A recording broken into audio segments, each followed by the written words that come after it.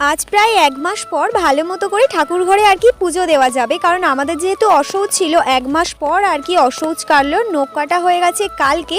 তো শ্যাম্পু ট্যাম্পু করে স্নান টান করে নিয়েছি, তো তারপর চলে এসেছি ঠাকুর ঘরে। এখন ঘড়িতে বাজে ওই প্রায় ৯:৩০ মতো। তো ঠাকুরের বাসনপত্রগুলো মেজে নিলাম, ফুল তুলসী পাতা সবটা তুলে নিয়েছি, এখন এসেছি ঠাকুর ঘরে। তো সব ঠাকুরগুলো এখন ভালো করে মুছতে হবে। এখানে বাবাকে স্নান করিয়ে দিচ্ছিলাম, তো মধু ঘি দিয়ে স্নান টান করিয়ে তারপর গোপুসোনা পুপুসোনাকেও স্নান করাতে হবে। ঠাকুর ঘর একেবারে আমার পরিষ্কার করা হয়ে গেছে। তারপর একটু চন্দন বেটে নিলাম, নেবার পরে সব ঠাকুরের একটু করে ছুঁয়ে দিলাম। তারপর আর কি ফুলগুলোকেও চন্দন দিতে হবে, নইলে তো আর ঠাকুরের দিতে পারবো না। তো তারপর এখন আমি গোপুসোনা পুপুসোনাকে ভালো করে পীতাম্বরী দিয়ে পরিষ্কার করলাম।